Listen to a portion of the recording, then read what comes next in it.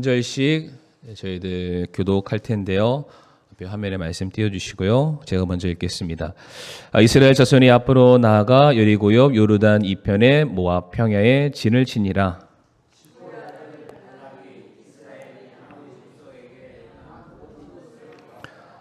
모압이 백성을 심히 두려워하였으니 이는 그들이 많았기 때문이더라. 모압이 이스라엘 자손으로 인해 고민하며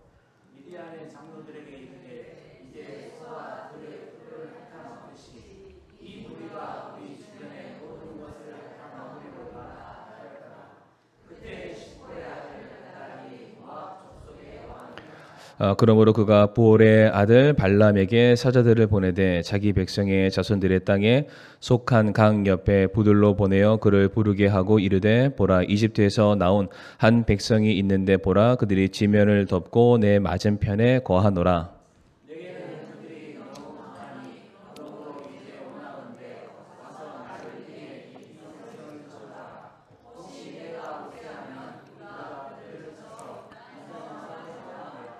그대가 축복하는 자는 복을 받고 그대가 저주하는 자는 저주를 받는 줄을 내가 아노라 하니라.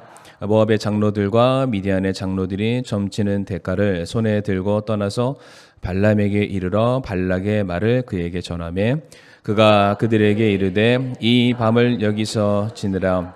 주께서 내게 말씀하시는 대로 내가 너희에게 말을 다시 전하리라 하니 모압의 통치자들이 발람과 함께 머무니라. 아멘. 아버지 하나님 감사합니다. 이 오후 시간에도 저희들 하나님의 말씀 앞에 섰습니다. 이 죄악 많은 세상 가운데 죄의 영향력 안에 머무는 우리 성도들이 아니라 죄와의 싸움에서 승리할 수 있는 믿음의 백성들이 되게 하여 주시옵소서. 예수님의 이름으로 기도를 드립니다. 아멘.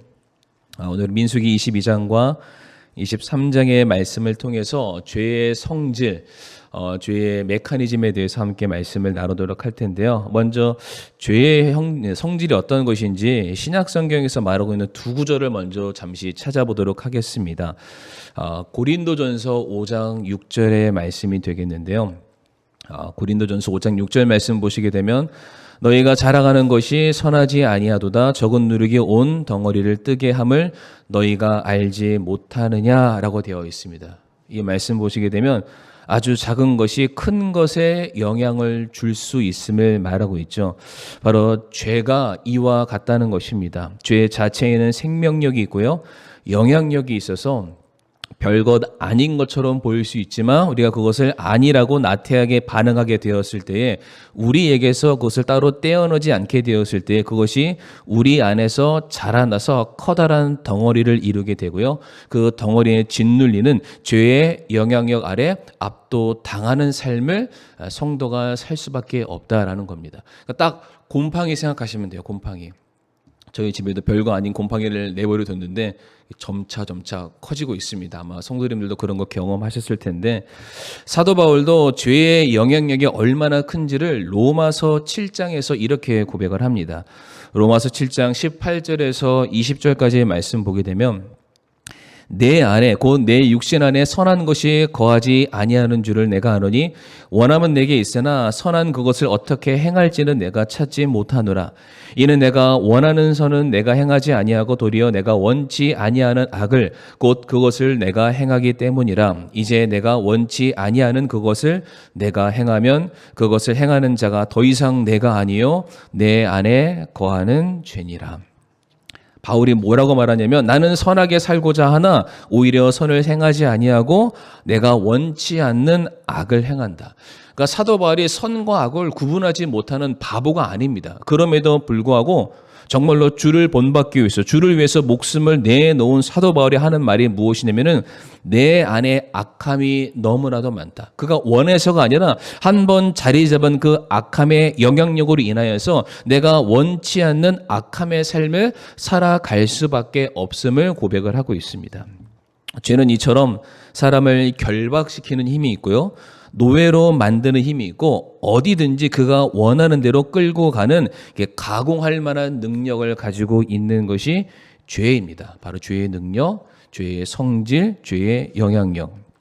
저는 오늘 민수기 22장과 23장에서 나오는 발락과 발람, 그러니까 모압 왕 발락과 그리고 선지자였던 발람 두 사람 사이에 벌어지는 사건을 통해서 구체적으로 죄가 가지고 있는 성질이 어떤 것인지, 이 민수기 22장과 23장에서 말하는 죄의 성질에 대해서만 우리가 좀 살펴보기를 원하는데요. 첫 번째로 죄는 반복적으로 공격하는 성질을 가지고 있습니다. 그러니까 한 번만 하지 않고요, 반복적으로 공격을 하게 됩니다. 우선 우리 성도님들이 말씀을 읽으셨지만 한 번 더 설명드리게 되면은 모압 왕 발락이 이방 선지자 발람을 부르고자 했던 이유가 6절에 나와 있습니다. 내게는 그들이 너무 강하니 그러므로 이제 원하건대 와서 나를 위해 이 백성을 저주하라. 혹시 내가 우세하면 우리가 그들을 쳐서 이 땅에서 몰아내리라. 그대가 축복하는 자는 복을 받고 그대가 저주하는 자는 저주를 받는 줄을 내가 아노라 라고 말하죠. 이스라엘 백성들이 출애굽하고 난 이후에 가나안을 정복하는 과정 속에서 드디어 모압 땅 지경까지 이제 이르게 됩니다. 그러니까 이스라엘 백성들이 그들 앞까지 왔다는 눈에 보여지는 사실만을 인식했던 것이 아니라 이 모압 왕 발락은 이스라엘 백성들이 여기까지 오는 모든 과정 속에서 그들이 어떠한 역사의 흔적과 증거를 가지고 있는지를 명백히 알고 있었습니다.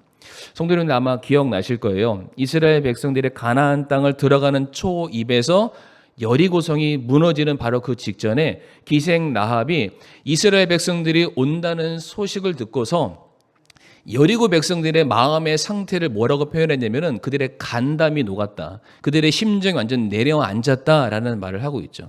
이미 그 사건은요, 그 가나안 정복의 초입의 사건임에도 불구하고 이스라엘 백성들이 가는 곳곳마다 승전보를 울리니까 그 모든 소식을 들었던 이방 나라들이 이스라엘 하면은 벌벌 떨고 있는 상황이었습니다.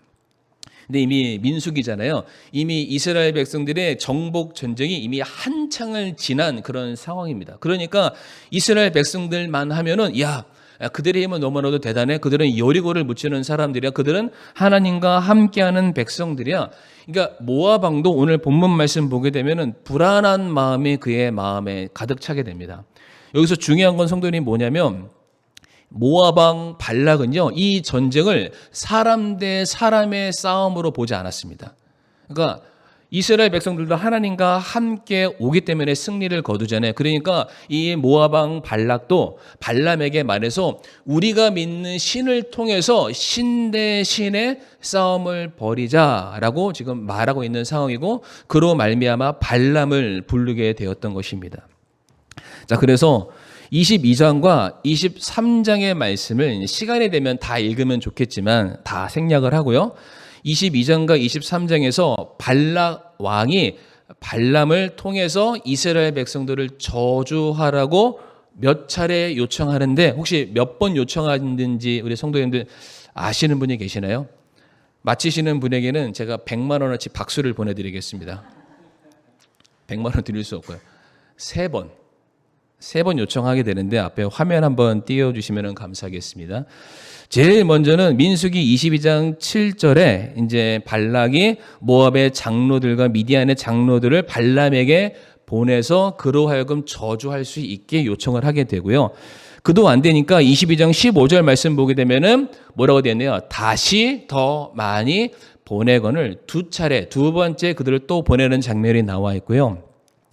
23장 13절의 말씀 보게 되면은 발락이 그에게 이르되 원하건대 그대가 발람에게 말합니다. 그들을 볼 수 있는 다른 곳으로 나와 함께 가서. 그러니까 두 번째도 안 되니까 세 번째 발락이 발람에게 나와 함께 가서 여차여차 이스라엘을 무찌르자, 이스라엘에게 저주를 내리자라고 요청하는 장면이 나옵니다. 그러니까 지금 무려 발락은 이스라엘을 없애기 위해서 3번이나 요청하는 장면이 나오는데, 성경에서 3이라는 숫자가 가지고 있는 의미가 있습니다. 3이라는 숫자. 각 숫자마다 의미가 담겨져 있습니다. 물론 1차적으로는 숫자 3이 가지고 있는 숫자적인 개념이 있지만 성경에서 3은 완전수를 의미합니다. 완전수. 그러니까 나중에 또 기회가 되면 숫자에 대해서만 내용을 좀 다뤄볼 텐데 너무 사례가 많으니까 다 설명을 드리지 않습니다. 그냥 3 하면 완전수, 완전함을 의미한다. 그렇게 기억하시면 돼요. 그러니까 예를 들어서 베드로가 예수님을 몇 번 부인하죠? 3번 부인하죠. 이거는 3번만 부인했음을 말하는 것이 아니라 베드로가 예수님을 부인했던 것이 완벽한 부인이었다라는 그런 뜻으로도 우리가 받아들일 수 있죠. 그러면 반대로 예수님께서 베드로가 다시금 자기의 제자로 제 사명을 심겨주게 되었을 때에 몇 번 예수님이 베드로의 마음을 위로해 주시나요? 3번.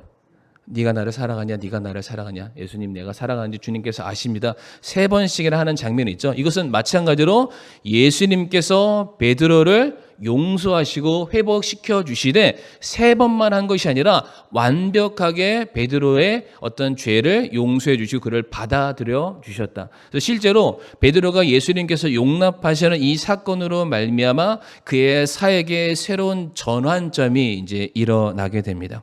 그러니까 오늘 본문에서도 발락이 발람에게, 성도님들 헷갈리시면 안 되죠. 발락이 누구죠? 왕. 발람은 선지자. 제가 혹시 거꾸로 얘기해도 그냥 제대로 이해해 주시면 감사하겠습니다. 저도 막 말하다 보면은 이 사람이 그 사람 같고 그 사람이 이 사람 같습니다. 절대로 헷갈리지 마세요. 그러니까 발락이 발람에게 3번씩이나 이스라엘을 저주해 달라고 부탁했던 것은 3번 거절하면 내가 더 이상 하지 않겠다라는 그런 뜻이 아니에요. 그러니까 완벽하게 이스라엘 백성들이 물러날 때까지, 패배할 때까지 언제라도 좋으니 그들에게 찾아가서 이스라엘이 우리에게 찾아오는 것을 저지해 달라는 그러한 요청이 되는 것이에요. 그러니까 바로 죄의 성질이 이와 같다라는 것이죠. 한 번만 우리에게 찾아오고 안 되면 그만하고 도망치는 것이 아니라 우리가 계속해서 넘어질 때까지, 지칠 때까지, 쓰러질 때까지, 낙심할 때까지 찾아오는 게 죄의 성질입니다. 베드로전서 5장 8절 말씀 너무나 잘 아시는 말씀이죠. 정신을 차리라, 깨어있으라.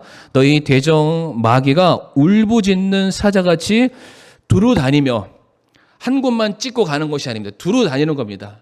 내 사냥감이 보일 때까지 두루 계속해서 다니며 삼킬 자를 찾는다. 필요한 대상들을 계속해서 찾는다. 마귀 사탄이 우는 사자처럼 삼킬 자를 찾는다라고 되어 있죠. 찾을 때까지, 잡아 먹을 때까지 계속해서 쫓아다니고 괴롭히고 공격하는 것이 마귀 죄의 성질이에요. 로마서 5장 21절 말씀도 보게 되면 뭐라고 되어 있냐면, 이것은 죄가 군림하여 사망에 이르게 한 것 같다라고 말합니다. 그러니까 한 번에 사망이 오진 않아요. 근데 계속해서 점차적으로 우리 안에서 영향을 끼치고 덮고 뿌리를 내리기 시작하니까 결과적으로 맺어지게 되는 것이 사망이다라고 말하고 있습니다. 그러니까 성도님들 잊지 마세요. 죄는 한 번만 우리에게 찾아오지 않습니다. 오늘 오전에도 우리 사도 바울 말씀을 함께 나누게 되었는데, 처음에는 예루살렘 교회 성도들이 괴롭혔다가 그 괴롭힘이 유대 모든 민족에게 퍼졌고요. 이제 그게 더 넘어서서 종교 지도자에게 넘어갔고, 그도 안 되니까 그를 죽이려고 하는 40명의 그 자살 결사단이 조성될 정도였으니까 계속해서 바울이라는 한 사람을 죽이기 위해서 수많은 시도들이 공격된다는 사실이죠. 그렇기 때문에 우리에게 필요한 분은 누구시냐면은 아침마다 새롭게 신실하게 성실하시게 우리를 지키시는 하나님 편에 우리가 붙어 있는 것, 이거 말고는 답이 없습니다. 두 번째로, 죄는요 반복적으로만 공격하는 것이 아니라 구체적으로 공격합니다. 그러니까 우리도 누군가에게 내 말을 듣게 하려면 그 사람을 설득하잖아요. 근데 죄도요 우리를 설득합니다. 굉장히 중요한 부분인데요. 제가 아까 발람에게 몇 번 요청했다고 말씀드렸죠? 3번 요청했습니다. 이 3번 요청이 한 번 넘어갈수록 어떻게 구체화가 되는지를 한번 잘 보시기 바랍니다. 우선 첫 번째 요청이었죠. 민수기 22장 7절 말씀 보게 되면은 여기는 굉장히 평이합니다. 발람에게 자기 미디안과 모압의 장로들을 보냈고 그 손에 복채를 보냅니다. 그러니까 말로는 안 합니다. 무엇인가 설득할 만한 어떠한 대가가 있음을 보여주고 그로 말미암아 발람을 설득하려 했습니다. 그냥은 하지 않습니다. 우리도 그냥 죄를 짓지 않죠. 죄가 나쁘다면 우리는 짓지 않습니다. 그러나 그 죄를 범함에도 불구하고 우리가 얻을 수 있는 유익이 있으니까 그 죄를 선택하는 거예요. 그러니까 결국에는 죄는 누가 짓는 거죠? 내가 짓는 겁니다. 그게 좋아서 내가 선택을 하는 거예요. 자, 그런데 아마 중간 과정 아실 거예요. 그래서 발람이 기도했는데 하나님이 안 된다. 이스라엘 저주해서는 안 된다. 축복해야 된다. 그러니까 똑같이 찾아가서 안 됩니다. 가세요라고 돌려보내요. 그 소식을 발락 왕이 듣고 재차 두 번째 보내게 되는데 두 번째 요청을 보게 되면은 제가 시간 관계상 말씀을 다 띄워놓지는 않았습니다만 민수기 22장 15절 말씀 보게 되면은 처음에는 발락 왕이 장로들이나 나이가 많은 경험이 많은 사람들을 보냈는데 이번에는 장로들보다 더 높은 관료들을 보내기 시작합니다. 그러니까 이제 우리 교회로 따지면은 한 10년 어떤 교회 성도님 보낸 게 아니라 그다음에 집사님을 보내고 어디 교회는 뭐 장로를 보내고 목사를 보내고 총회장을 보내면서 한 사람을 이제 설득하는 지경에 이르게 되고요. 민수기 22장 17절 말씀 보게 되면 요즘 말로 백지수표를 줍니다. 처음에는 이미 정해져 있는 복채를 가지고 갔어요. 그런데 22장 17절 말씀 보게 되면은 네가 원하는 거는 다 주겠다라고 말합니다. 백지수표. 거기에다가 내가 쓰는 거는 다 얻을 수가 있는 거죠. 물량공세로 찾아오게 됩니다. 그리고 22장 36절 말씀에 결국에는 발람이 설득을 당해서 발락 왕 앞으로 가게 되니까 발람이 왔다는 소식을 듣고 발락 왕이 발람을 달려가서 반겨 맞아줍니다. 우리 이 정도면 설득 당할 만 하겠죠. 어디를 갔는데 아는 척도 안 하는 사람이 갑자기 내가 온다는 말에 버선발로 달려와서 환영을 하면은 일단 뭐가 됐든지 간에 그 사람 말 듣고 싶어 하는 마음이 열리게 되어 있습니다. 그리고 네 번째로 발람이 요청하는 것이 무엇이라도 다 들어주어라 라고 자기 신하들에게 명령을 하게 됩니다. 굉장히 구체적으로 됐죠. 처음에는 그냥 사람 보냈고 복채를 줬던 것이 더 많은 사람, 더 많은 돈, 그의 마음을 훨씬 열 수 있도록 환대를 해줬고요. 그가 요구하는 모든 것들은 다 들어주라는 조금 더 설득력 있고 구체적인 모습으로 들어가게 되는데 세 번째 이제 요청이 됩니다. 세 번째 요청 말씀 한번 보여주시기 바랍니다. 자, 민수기 23장 가게 되면은 드디어 안 되니까 세 번째 발람에게 요청하는 장면이 있는데 성도님들 25절 말씀 한번 읽어 주시겠습니까? 시작. 발람에게 이르되 그들을 저주하지도 말고 축복하지도 말라 하였으나 무슨 말인 것 같으세요? 발락은 발람에게 이스라엘을 저주하라고 했고요. 하나님은 발람에게 그렇지 말고 축복하라고 얘기되어 있는 거예요. 근데 지금까지 두 차례나 발락이 자기의 요구가 거절되니까 발람에게 뭐라고 말하냐면 내 거 안 들어주면 하나님 것도 들어주지 마라고 말하는 거예요. 좀 뭔가 묘하게 설득력 있지 않습니까? 어차피 너는 나와 한 배를 탄 사람이고 나와 함께 바알을 섬기는 사람인데 구태환하게 네가 뭐하러 하나님의 편에 서서 하나님의 백성을 찬양할 이유가 없다. 내가 아니었으면 너가 이런 불편한 상황을 겪지 않아도 되니 내 것도 하지 말고 하나님 것도 하지 마. 묘하게 설득력이 있습니다. 그리고 밑에 있는 27절 말씀 읽어주시겠습니까? 시작. 발람에게 또 이르되 오라 원하건대 내가 너를 다른 곳으로 데려가려니 내가 거기서 나를 위해 그들을 저주하는 것을 혹시 하나님께서 기뻐하시리라 하고 아멘.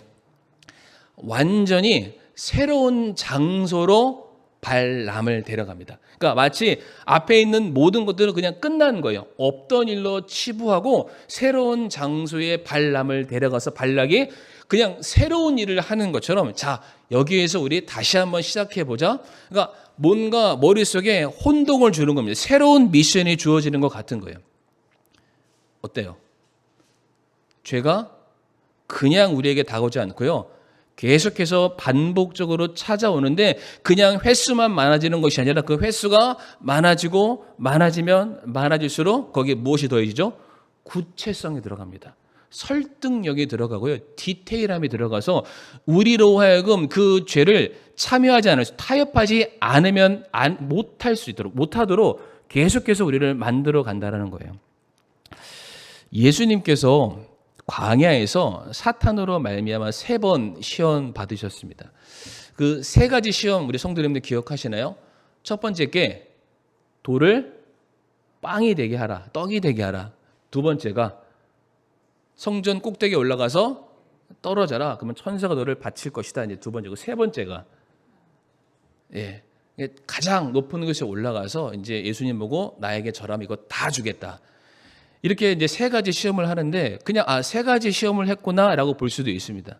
근데 제가 어떤 걸 하나 봤냐면 그 메슬로의 인간의 5대 욕구라는 게 있습니다. 심리학자인데 이 사람이 인간의 욕구를 이렇게 5가지로 나눴어요. 첫 번째는 생리적인 욕구고요. 두 번째는 안전의 욕구, 세 번째는 애정과 소속의 욕구, 네 번째는 존중의 욕구, 다섯 번째는 자아 실현의 욕구예요. 밑에 있는 것으로 하위의 개념이고요. 올라갈수록 상위의 개념입니다. 그러니까 밑에 있는 것보다 위에 있는 게 사람이 소유하고자 하는 욕구가 더 커진다라는 거예요. 그러니까 생리적인 욕구보다 뭐가 더 크죠? 안전의 욕구. 안전의 욕구보다 더 큰 게 뭐예요? 계속 올라가서 최종적으로 사람이 가장 성취하고 싶은 게 어떤 욕구냐면은 자아 실현의 욕구예요. 자, 그런데 사탄이 예수님 어떻게 공격했나요? 제일 처음에는 생리적인 욕구를 건드렸어요. 돌을 빵이나 떡이 되게 하라. 근데 안 되잖아요. 그러니까 그 다음에 그 상위의 개념으로 접근하는 거예요. 소속과 애정, 안전에 대한 욕구. 떨어져라, 안 다친다. 네가 하나님의 자녀이면은, 하나님의 사람이라면 하나님이 지켜줄 거다. 너 하나님 나라 소속이면은 아무 일 없을 거야. 이런 식으로 접근해서 지금 예수님을 시험하려 했고요. 마지막에 어떻게 돼 있어요? 나한테 절만하면은 다 네 거야. 자아 실현이라는 최종적인 욕구로서 사단도 예수님을 시험했습니다.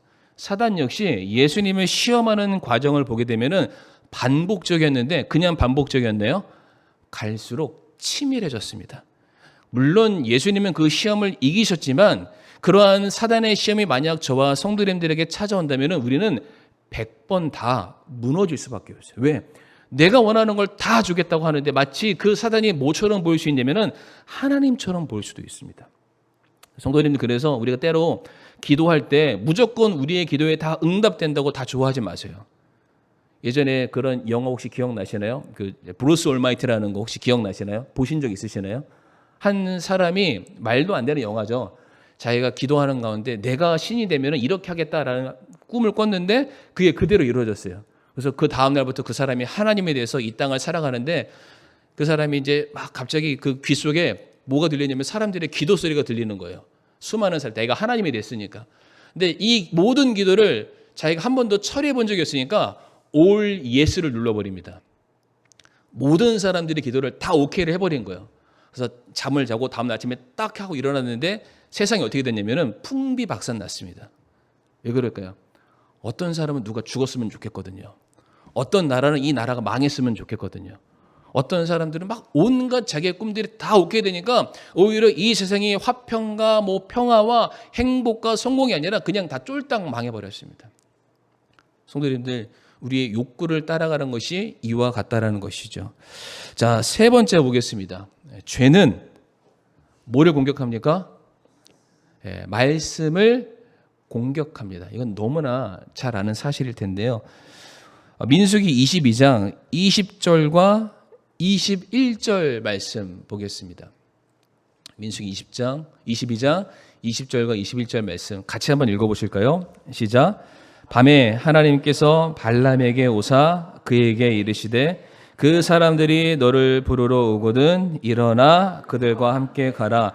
그러나 너는 오직 내가 네게 이르는 말만 할지니라 하시니 발람이 아침에 일어나 나귀의 안장을 얹고 모압의 통치자들과 함께 가니라. 아멘. 지금 두 번째 요청이 들어왔을 때 발람의 태도가 지금 기록되어 있습니다. 20절과 21절이요. 자, 여기 보게 되면은 또다시 발락이 백지수표를 들고 요청하니까 이미 하나님의 뜻이 분명히 서 있었음에도 불구하고 발람이 흔들린 거예요. 백지수표에 흔들리지 않을 사람이 없죠. 백지수표를 딱 주면서 네가 원하는 건 다 가질 수 있어. 이미 하나님의 뜻은 썼지만 잠깐만 기다려 보세요. 잠깐만 저쪽에서 기다리고 내가 하나님의 뜻을 받아들이면은 다시 내가 당신에게 찾아와서 하나님의 뜻이 무엇인지 다시 한번 말씀드리겠습니다. 근데 그날 밤에 하나님이 발람에게 와서 말씀하시는 거예요. 만약 그 사람들이 너에게 오거든 너가 그들과 따라가라. 그리고 내가 하는 말만 그들에게 전달하라. 근데 성도 여러분들 21절에 뭐라고 되어 있나요? 발람이 아침에 일어나 나귀의 안장을 얹고 그 사람들 함께 따라갔다. 자, 20절과 21절에 뭔가 이상한 점을 발견하신 분이 계시나요? 20절에 가라 했으니까 21절에 발람이 따라간 것처럼 보입니다. 그렇죠. 앞에 말씀 좀 우리 집사님 띄워주시면 감사하겠습니다. 분명히 하나님께서 말씀하세요. 그들과 함께 가라. 그러나 너는 오직 내가 내게 이르는 말만 해라. 그랬더니 21절에 발람이 아침에 일어나 나귀의 언정을 얻고 모압의 통치자들과 함께 갔다. 이상한 게 있나요? 없나요? 잘 모르시겠죠? 20절에서 우리가 주목할 것이 무엇이냐면은 그 사람들이 너를 부르러 오거든이에요. 안 왔어요. 이 사람들이 발람에게 찾아가지 않았습니다. 21절 말씀 보게 되면은 오히려 발람이 아침 해가 뜨기를 기다렸다가 짐을 챙기고 그 사람들에게 찾아갑니다. 이해가 되시나요? 그러니까 하나님의 말씀을 이 발람 선지자가 어떻게 받아들였냐면은 자의적으로 해석해 버린 거예요. 내가 편한 대로 받아들인 겁니다. 내가 듣고 싶은 대로만 들었던 거예요. 내가 적용하고 싶은 대로만 적용한 거예요. 분명히 하나님께서 말씀하시기를 너가 가기는 가되 그 사람들이 너에게 찾아와서 재차 요구하게 되었을 때 그때는 따라가되 그때는 내가 하는 말만 전해라. 근데 이미 앞에 말은 싹 사라졌어요. 아, 가라고 하셨구나.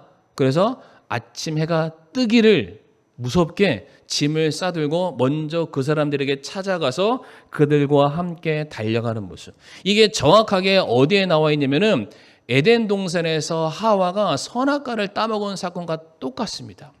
창세기 2장 17절 말씀 보게 되면 하나님이 이렇게 말씀하시죠. 선악을 알게 하는 나무에서 나는 것은 먹지 말라. 그 나무에서 나는 것을 먹는 날에 내가 어떻게 해요? 반드시 죽으리라.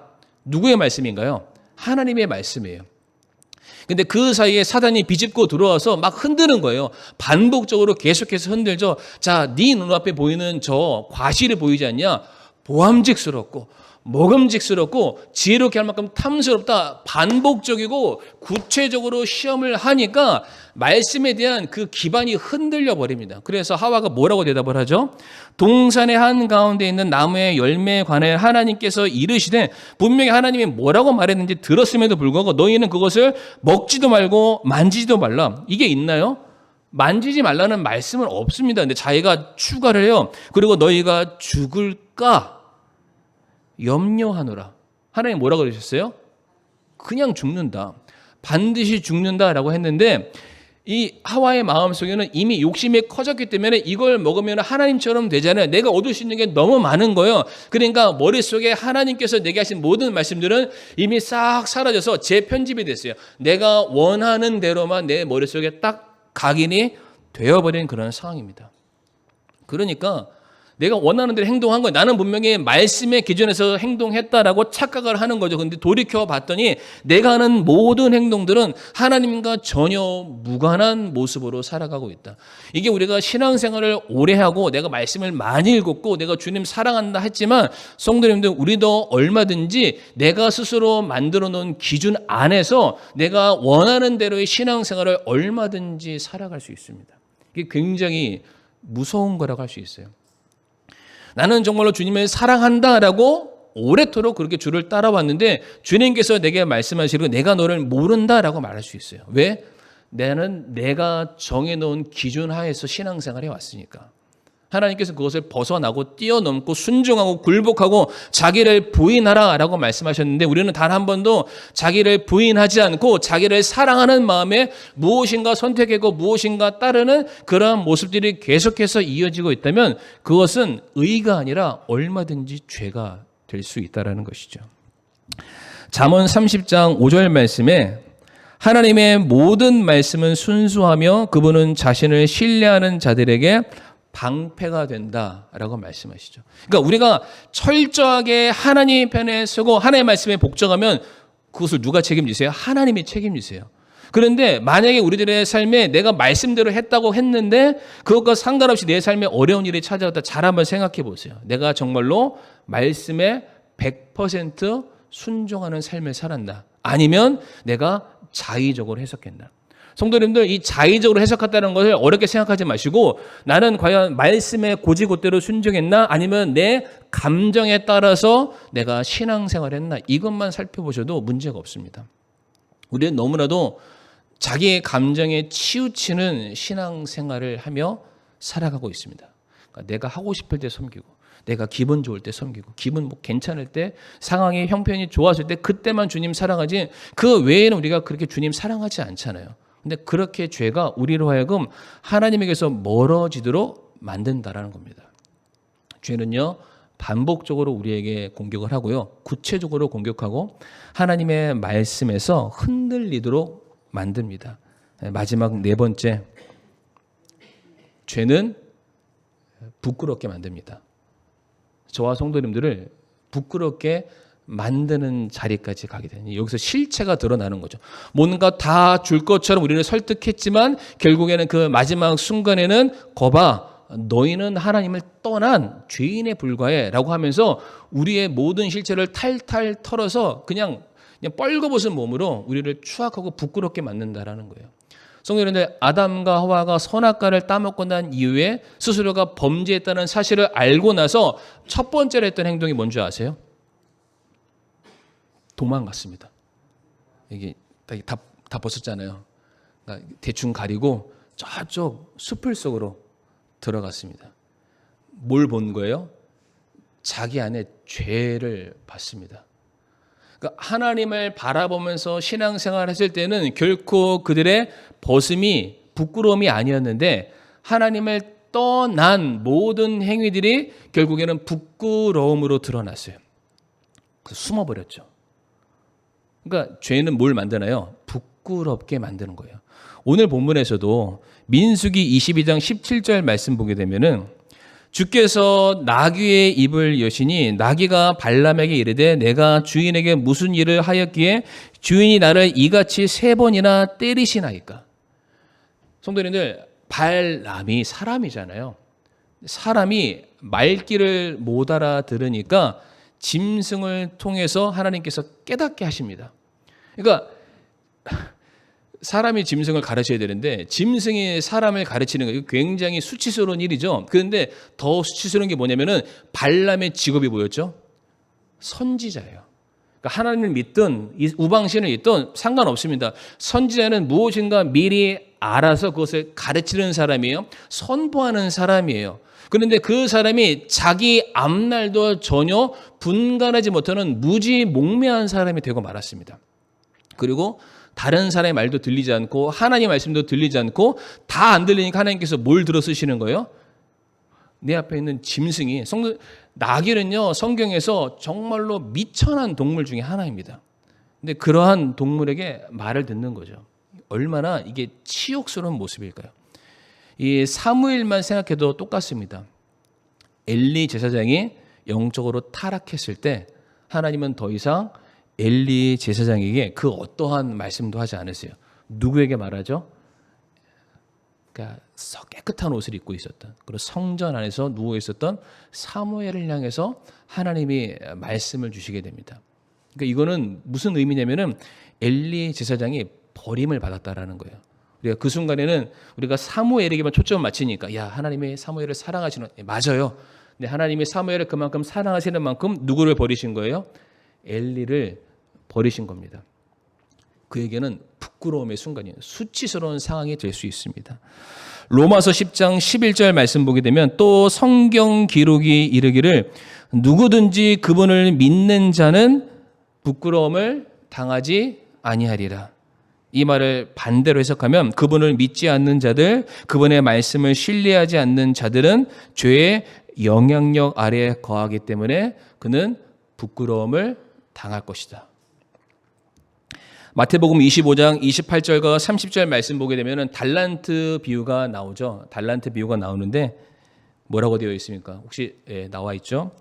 28절과 30절 말씀 다 차치하고 30절 말씀만 보게 되면은 한 달란트를 받았으나 그 불의한 청지를 향해서 주님이 말씀하시는 거예요. 너는 이 무익한 종을 바깥 어두움 속에 내 던지라. 거기서 슬피 울며 이를 갈미 있으리라.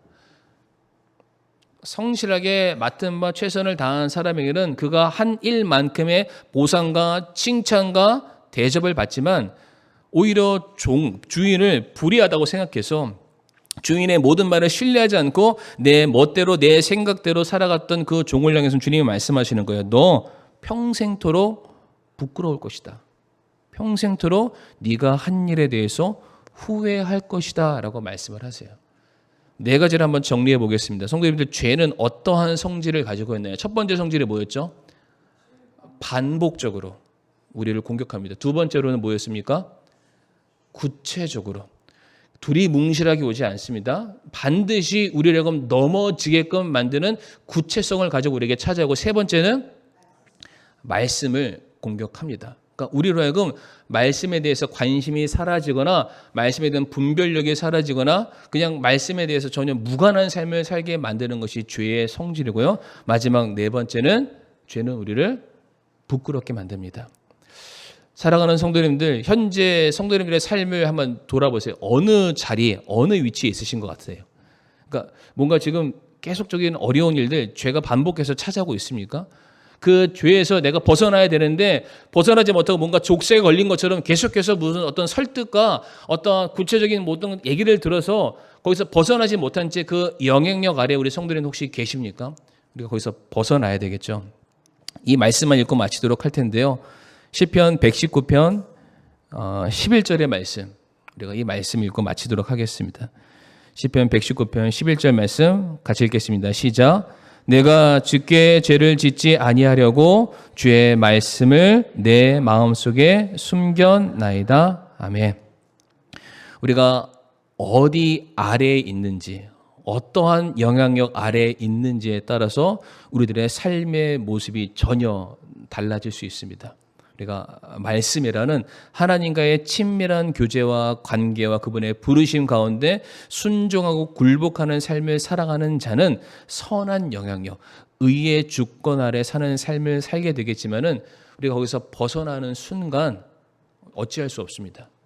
마귀 사탄이 이제 하이에나처럼 성도들의 뒤꿈치를 물 거고요, 꼬리를 물 거고, 가족을 물을 거고, 건강을 물을 거고, 어떻게 해서든 넘어지게 만들어서 하나님으로부터 멀어지게 만들 겁니다.